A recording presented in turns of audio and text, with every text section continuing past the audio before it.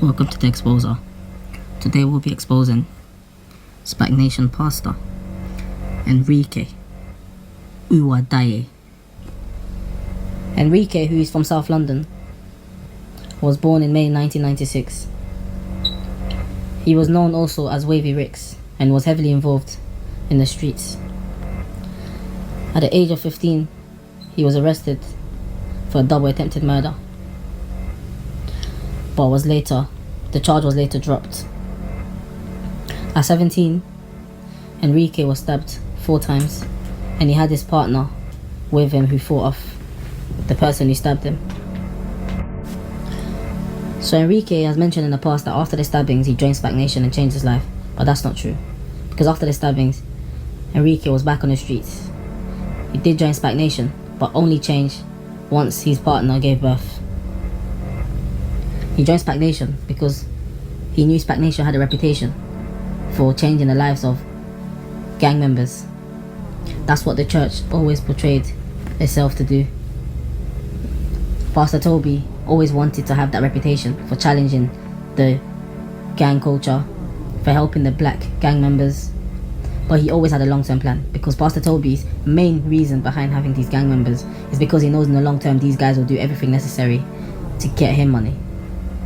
So when these young gang members join the church, Pastor Toby shows off his lifestyle, has these guys around him, makes them crave that lifestyle, and he makes them believe in the Spac Nation way. Once these guys believe in the Spac Nation way, Pastor Toby knows once he has ex-criminals around him for his protection, and he also has guys that are known for making money. So as you guys know, Spac Nation ordain pastors because of their giving. Sometimes it's because of the influence. So Pastor Toby really liked Enrique because of his reputation. He wanted to be known for helping a young man who was heavily involved in the streets. So Pastor Toby would have Enrique around him a lot of the time. He wanted that for reputation. And he also wanted to groom and show Enrique how the Spac Nation way works.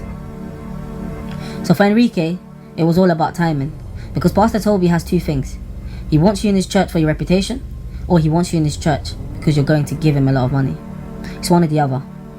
Because having a reputation gives more name to the church, gives more recognition to the church, or having someone who's going to give helps him financially. So it's one or the other. So Enrique was more for the reputation. So 5 years later, Enrique was ordained as a pastor. That's because now Spac Nation had really trained him and turned him into one of them. So now Enrique was introduced to finding ways of making an income. And as you know, Spac talk about souls 24/7. So with Enrique, it was more about getting these young men into the church and finding a way of making an income from these guys. So Enrique became one of the top pastors at one of the main fellowships in Spac Nation.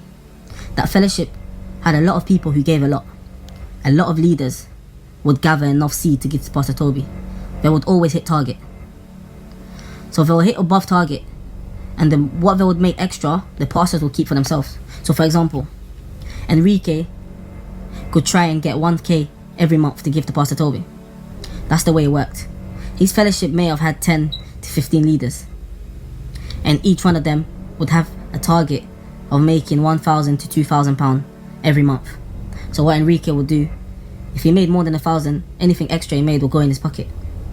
So this was the first move of making an income. But if these guys couldn't get the seed, they would influence other members of Spac Nation to take out loans. So Enrique would encourage people to take out loans. And because of his influence, as a guy that was on the streets, it was easy for him to tell another gang member who's trying to change his life, or a changed gang member, to take out a loan. Because the way they break it down to the guys is, if you take out this loan, we'll later close the account so you won't have to pay back. They make them feel like credit score isn't important. So for guys that lack the education, they don't hesitate to take out a loan. So if they're able to take out 3, 4 or 5k loan, Enrique could tell the guy, you can take out a loan, you can get 1k for yourself, give 2k seed, and give me 2k. This is just an example, but this is how they operate. depending on the credit score of the person. So basically, Spac had different routines of finding a way of getting money. So Enrique, if he couldn't gather people to pay enough seed for him to reach his 1K a month as a pastor, then he would encourage people to take out loans, or he would go and evangelize the people to take out loans. So these were the systems Enrique was used to as Spac Nation. So as time went on, Enrique became more competitive. Because as Spac Nation, Pastor Toby creates a spirit of competition. He gets all the pastors to compete against each other, and all the pastors want to show off, because everything about Spac is all about maintaining a certain lifestyle, impressing people, because they spend most of their days trying to deceive people. They drive around in cars that they don't own, they wear clothes and borrow each other's clothes, and most of the cars they're driving belongs to Pastor Toby. So there was a video or a documentary which Enrique was on where he mentioned Pastor Toby bought him the BMW he was driving. The car he was driving wasn't his car. The car he was driving was owned by another pastor. But on the video, he just wanted to make it look like Pastor Toby gives them everything for free. But that was a lie. There was a lot of acting in that documentary, just for the ratings and just to make Spac have a good image. But back to Enrique. Enrique would gather a lot of kids at his trap houses. So depending on the age group, if they were old enough to take out a loan and their credit was good, then he would do what he has to do. If the kids were younger than under 18, then he would groom them, just have them there to do things for them. So these young kids will go out and try and bring other young kids to Spac Nation. They'll try and influence other people to join Spac Nation. So they're there for one or the other. So these young kids that are around them are there for two reasons. They make money out of them, or they use them to bring more people to Spac, so that on Sundays the church is full. You guys have seen videos of Enrique hitting a young kid with a belt. I don't want to put too much light on that incident, purely because that kid has been through a lot. That kid is troubled. That kid has left and has been abandoned a lot of time by Spac Nation. He's desperate because he has nowhere to go.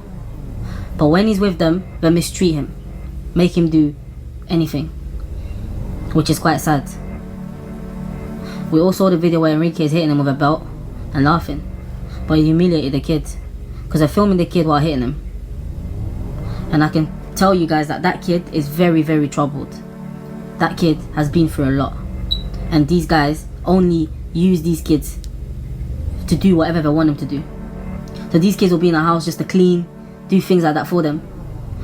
But on a day-to-day basis, these kids will get sent to go anywhere and get told to make sure they bring a certain amount of people back to Spac Nation, go and find souls, or go and find someone. Or these kids get trained to fool and manipulate other kids, so that when these kids come, Enrique can twist their mind up just to try and get something from them, whether it will be a loan or whether it will be something else. Whatever it is, that's what these young kids in the house that live in a trap house go through. These young kids in the trap house sometimes go days without eating, like feeding off scraps.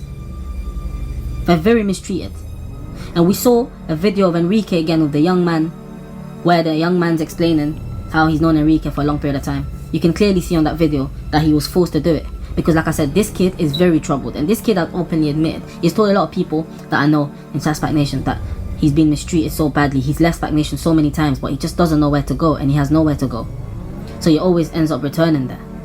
If someone else can offer to support this kid financially and just give him an opportunity, this kid will run away from Spac Nation, because he's not happy in these trap houses. And this is what goes on inside those trap houses.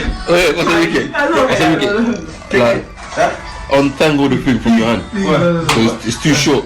Yeah.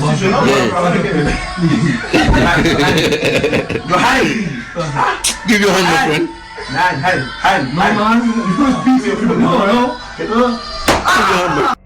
That I was being mistreated, and that I was being abused, and I'm a victim, which is not the case.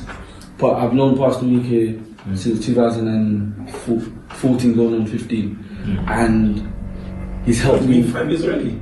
It's like your son, man.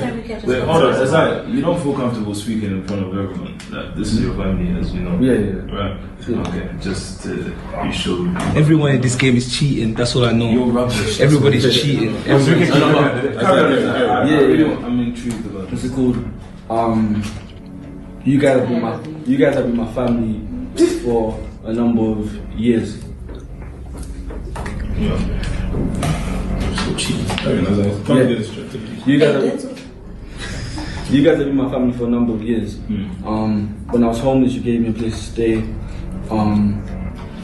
You paid for my education, my tuition, paid for my clothing for another month, fed me without asking for anything except for me just to listen to. And me being painted out as a victim or someone that's being mistreated is totally a lie. You can see by the video that I was smiling. Like I have a good relationship with Pastor Enrique, so this message that a pastor is abusing one of his members or grooming them to now take advantage of them is totally not true. Like I'm living with them now, I've been living with them for a number of years, and the message that, that's what I